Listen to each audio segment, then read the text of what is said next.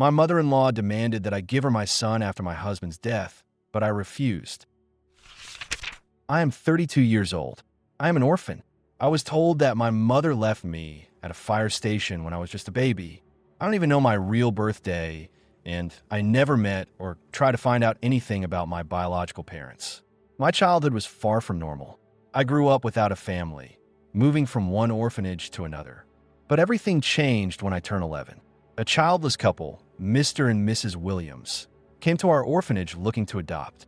Somehow they chose me, and Mrs. Williams seemed very pleased with this decision. The paperwork took some time, but when everything was finalized, I thought my life would change for the better. It was strange to finally leave the orphanage and go with them to their home. Mr. and Mrs. Williams were quite wealthy and initially kind to me.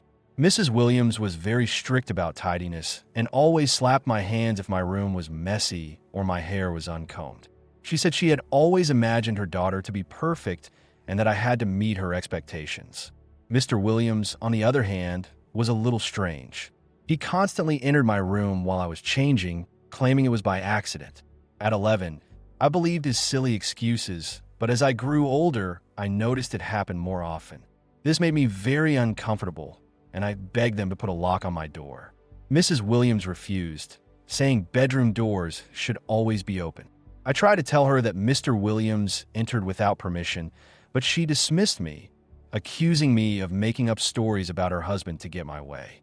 One night, I woke up thirsty and opened my eyes to see Mr. Williams standing in the doorway, just staring at me. I screamed in terror, and he ran away in a panic. My scream woke Mrs. Williams, and when she came, I told her what happened. My expression must have convinced her because she was furious and went to confront him while he, as usual, just sat watching football. The next day, she called a neighbor to install a lock on my door. For the first time in a long time, I felt safe. She made me promise to only lock it at night or when changing, which I was happy with. As a child, it was hard to understand Mr. Williams' behavior because no one ever told me that what he was doing was wrong. All I knew is I didn't like it. I wish I could say he learned a lesson and changed, but he didn't. Although he could no longer enter my room when I was vulnerable, he started asking me inappropriate questions whenever Mrs. Williams was not around. Female intuition never fails, and I learned to trust mine. Every time Mrs. Williams went shopping, I locked myself in my room and found a reason to go outside and spend time with other kids in the neighborhood. Time spent with peers made me realize how much better their lives were. They had fathers they could run to for comfort without fear, and mothers who cared for them and brought them snacks or water. Although I was grateful to Mr. and Mrs. Williams for adopting me and giving me a better life than the orphanage, I still dreamed of the love and warmth other children had. Probably for this reason, I got involved with the wrong crowd in school. I desperately wanted to be accepted, so I didn't care about my reputation. I ended up among drug users who skipped classes and never did homework. I wish I could go back and hit myself on the head, but everything happens for a reason. I regularly skipped school, drank, used substances, and wore gothic outfits. Mr. and Mrs. Williams threatened to kick me out, but I was rebellious and not scared of their threats, which caused constant arguments. Mr. Williams also behaved strangely toward the boys I dated. He stared them down when they came to pick me up and never went to bed until I returned home. He yelled at me if I wore a dress, claiming I looked inappropriate and had to change. He disliked my long hair and made disgusting comments, saying loose hair could arouse a boy, so I had to tie it up. At first, I stayed silent, but gradually it irritated me more. I think this pushed me to drink even more to forget how unsafe and uncomfortable I felt at home. One night after a party, I walked home early in the morning and stopped on a bridge to watch the most beautiful sunrise of my life. I don't know what came over me, but I burst into tears. It may not sound dramatic, but I realized I rebelled because I hated my life and everything around me. If I had continued that way, I would have ended up like the local alcoholics and drug users did. I knew I had to make a change to escape this town and these people. The change didn't happen overnight, but I stopped hanging out with the wrong crowd and focused on studying. I lost many friends, but at least my grades improved. Mr. and Mrs. Williams were happy with my improvements, but I knew I was doing it for myself, not them. When I finally graduated, it felt like I had overcome a huge barrier. My grades weren't Stanford level, but good enough for a decent college. However, that's when Mr. and Mrs. Williams showed their true colors. They refused to let me apply to colleges in another city. I was shocked because they had encouraged me to study better. During an argument, Mrs. Williams admitted they adopted me only so I would feel indebted and care for them my whole life. Mr. Williams agreed, saying children are essentially caregivers, and this was the least I could do for their years of effort and financial support. I froze at their words, but Mrs. Williams didn't stop. She screamed that she had protected me from her husband for years, so I wouldn't have a reason to run away. She yelled that she had made me obedient and disciplined and wouldn't let me repay her effort this way. They even threatened to tear up my diploma and burn my clothes so I would have nowhere to go. Understandably, I was terrified. If I already wanted to escape before, my determination only grew after that conversation. Late at night, I gathered my important documents and some clothes and quietly climbed out the window. The only thing I left was a note on the bed warning them that if they tried to find me or contact the police, I would make sure Mr. Williams went to jail for his misconduct. I made it clear I wouldn't hesitate to tell my story to everyone. I had no specific destination, but enough money for a bus ticket, and at 18, I finally felt free from my adoptive family. I had a friend, Lorraine, who had moved to a nearby town, and we kept in touch over the years. I decided her home was the only place I could go until I made a new plan. When I appeared at her door early in the morning, messy and with a bag in hand, I looked like a runaway, and I was. But Lorraine and her parents welcomed me warmly. She was so happy to see me that she wouldn't stop hugging me. Her parents asked a few questions about my belongings, and I answered honestly. I think they understood I ran away but didn't push. I asked if I could stay for a few days, and they agreed immediately. At Lorraine's house, I felt safe. While sharing a room, I focused on applying to colleges. Every morning, we wrote essays and applications, and in the evenings, she took me to meet friends in town. We went hiking or swimming, and I felt I could finally breathe. I was amazed that her parents allowed me to stay for months while applying to colleges. Years later, Lorraine revealed that everyone in my hometown knew Mr. Williams was a pervert with a criminal past. I was shocked, but it explained why her parents didn't question me when I arrived that morning. I will always be grateful to Lorraine and her parents for their compassion and for giving me a safe place when I needed it most. That summer, they literally saved my life. I think my farewell note to Mr. and Mrs. Williams worked because they never tried to contact me after my escape. Eventually, Lorraine and I went to the same college, and her parents helped us move into the dorms. I was happy to finally have my own bed and desk that I could decorate freely. During college, I met the love of my life, James. Our connection was undeniable from the start. He was the kindest guy I had ever met, and talking to him gave me butterflies. At first, we were friends until one day we went to the movies together. When he walked me back to the dorm, he suddenly kissed me, and we both laughed. We talked all night, and it remains one of my favorite memories. James knew everything about my past and never judged me. He was angry at how awful my adoptive family had been, but he was happy that I had broken free from them. He also told me about his family. His mother, Martha, had been a single mom for a long time before meeting her current husband. She lost her first husband, James' father, in a car accident when James was a child. He spoke of how much he loved and respected his mother, how she struggled to pay bills and provide him with a good education. I admired her strength. James explained that when he was in high school, Martha met Dean, whom she married. Dean became James' stepfather.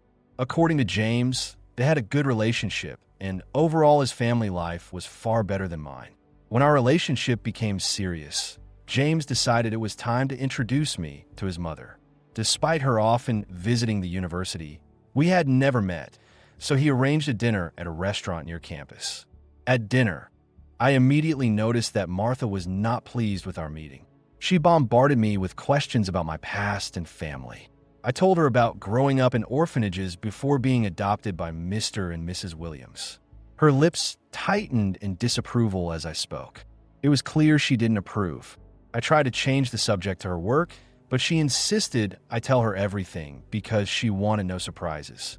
She also commented that she never thought her son would date an orphan and that James could have found someone better. Her words cut deep, making me feel unwanted. James was furious and told his mother several times that her comments were inappropriate and unfair, but she argued that she only cared for his well-being, insisting mothers always know best. I was bewildered after that meeting. Having never lived in a normal family, I decided maybe this was typical parental behavior, overprotective. I understood her intentions came from love for her son. James later apologized and said he would talk to his mother about her behavior. After that incident, I met Martha a few more times, and she spoke much less about my past. Her husband, Dean, was kind and always polite. Despite his mother's disapproval, James and I continued our relationship, knowing we wanted to spend our lives together. So, when we graduated from college, it was no surprise when James proposed. We both had good jobs and planned to move to San Francisco to start a new life. Martha was shocked and expressed her disapproval at our engagement party with close friends and James' relatives. While everyone else celebrated, she was as gloomy as a storm cloud. At one point, when we were alone, she couldn't hide her disdain and implied I was just a temporary fling. Until then, I had always treated her with respect, but now I knew I had to stand my ground. I firmly told her I would not allow her to speak to me disrespectfully again. I reminded her I was not just James' girlfriend, but his future wife, his daughter-in-law. I understood her disapproval, but emphasized that I loved her son sincerely and that we were right for each other. I made it clear my past was not my fault and that I was building a better future. She snorted and said she would never give me her blessing. I calmly responded that I had never asked for it and left. Later, she complained to James that I had been disrespectful, but he told her she had deserved it because she had always been rude to me. It was satisfying to see her face flush with embarrassment. Dean later took her away while she shouted at us, claiming we were rushing into marriage, and cursed us. Our wedding went smoothly. We moved to California and lived in a rented apartment. We worked a lot, but made sure to spend as much time together every evening as possible. I never imagined marriage could be this simple, but when you are with the right person, nothing feels forced. James and I discussed our future and decided to have children only when financially ready. 4 years into our marriage, after years of hard work, we finally moved into our own house and agreed it was time to try for a baby. This house was the result of our sweat, tears, and effort, and the thought of raising a child in the space we built together filled us with happiness. All these years, Martha rarely visited, although we called and wrote to her regularly. It was clear she still held a grudge, but everything changed when I got pregnant. As soon as she found out, she called James demanding to live with us during the last months of my pregnancy to care for the grandchild and to be present in the delivery room to monitor the process. James and I refused all her demands, and he even told her she had gone mad if she thought we would agree. Another argument erupted. Martha insisted that grandparents had a right to be present for their grandchildren and that a good mother should allow it. James handled his mother, and she was not allowed near us until her son was 5 weeks old. I was on maternity leave, and James continued working, but every evening he bathed our son and put him to sleep. We were exhausted but happy. The love and care I had missed as a child made me a good mother. I felt confident in my parenting, but when Martha arrived, she found fault in everything. Why was I still breastfeeding? Why did the baby sleep in his own room instead of with me? How I dressed him? All trivial complaints. She insisted on staying for weeks, which became some of the most stressful weeks of my life. She argued about everything and even demanded a camera in the nursery to watch the child 24/7. I was so exhausted that I had no energy to argue. But each day it got worse. Martha did nothing around the house. She didn't wash dishes or fold laundry. If I asked her to watch the crying baby while I checked the stove, she loudly declared that no one helped her raising James and that I should manage alone. Her presence became an extra burden. Now there was another mouth to feed, and still, nothing was to her liking. She thought 1 or 2 meals were insufficient. I told James the first couldn't take it anymore, and he asked Martha to leave the next day, deeply offending her. She yelled that she had a right to spend time with her grandchild, and we couldn't kick her out. When James pointed out that she hadn't lifted a finger to help with the house, as close family would, she called me a terrible mother, saying I couldn't handle responsibilities and that she wanted to teach me a lesson. James threw her out the next day despite her protests. After Dean took her away, she sent me numerous messages blaming me for all family conflicts. In one, she even expressed regret that I hadn't died during childbirth. Her hatred was so intense that James and I decided to cut off all contact. We informed Dean, and surprisingly, he understood. So, for 4 months, I hadn't spoken to my mother-in-law, thinking it would stay that way. But my life turned upside down when I got a call from the hospital saying James had been in a bike accident. I initially refused to believe it was him. I remember collapsing to the floor, holding my son, my body going numb. I knew I had to get to the hospital and called a colleague to watch my child, and fortunately, she agreed. I won't go into details about seeing James' lifeless body in the morgue, but I lost consciousness from unbearable pain. The hardest call was the one I made to Martha, informing her of her son's death. Her piercing cries still echo in my ears. Friends and James' relatives rushed to California to support me and my son. We had to arrange the funeral, and luckily friends helped because I was unable to handle anything. At first, Martha expressed condolences, claiming she understood my pain, but soon her tone changed. She said I was not in the right state to care for my son and boldly offered to take him to raise him away from my grief and depression. I was stunned, staring at her as she justified her demands, saying that if I were a good mother, I wouldn't be selfish and would give up the child. I don't know what came over me, but years of accumulated anger erupted, and I shouted at her to leave my house. My scream was so loud that guests inside turned to look. Friends rushed to me, and when I explained Martha's demands, they stared at her with horror and disgust. Martha yelled back, but my friends literally escorted her out, saying her behavior was abnormal and she needed professional help. Everyone agreed I shouldn't let her back in the house, especially since now it belonged to me. That night, I kissed my son goodnight, still shocked by the loss of my husband and Martha's absurd demands. Imagine my horror the next morning when I woke up to find my son missing from his crib. I called the police while searching the house. When officers asked if anyone could have taken the child while I slept, it clicked. It had to be Martha.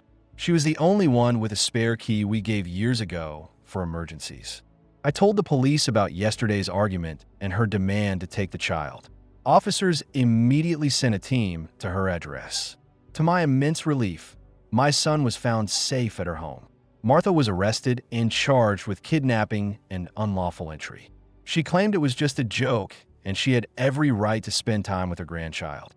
The news spread quickly, and acquaintances called in shock. Friends and family, seeing Martha in the news, couldn't believe she had the audacity to kidnap my child.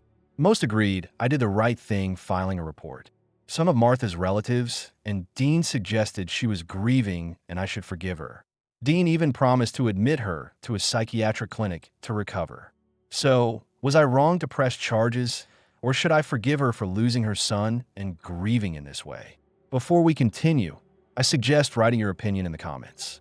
Personally, I believe the heroine is absolutely right, and her filing a report was justified. As for withdrawing it, I'd probably wait and see how things develop after the restraining order, especially if she goes to a psychiatric clinic. Yes, she deserves consequences, but I'd monitor the situation before taking further action. Update 1.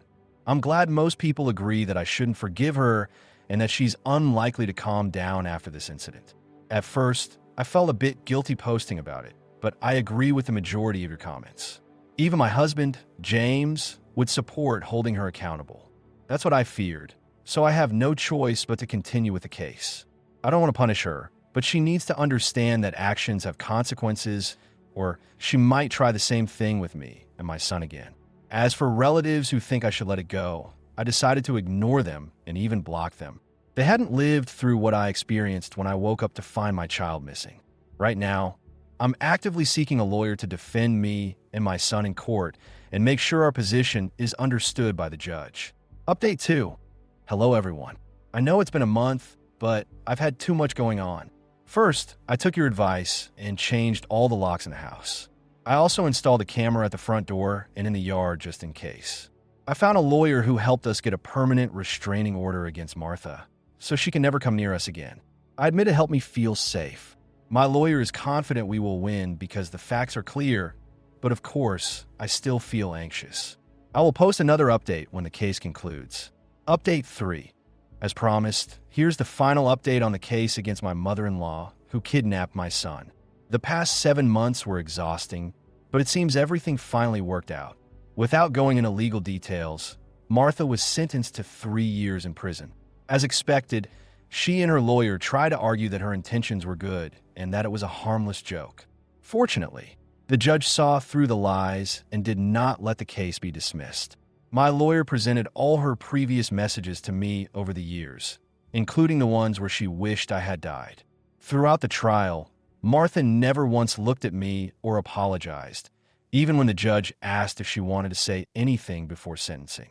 I'm glad I saw the case through. Now, my son and I can sleep peacefully. That's how the story ended. You see, everything turned out well. We got the restraining order, and I think it was the right decision not to withdraw my complaint. If I had, it might have made things harder later. Considering how serious the situation was based on all the messages, it's clear I made the right choice. Thank you for listening to this story until the end. Watch our previous videos, which you can find here. Also, subscribe to our channel if you haven't already. Good luck.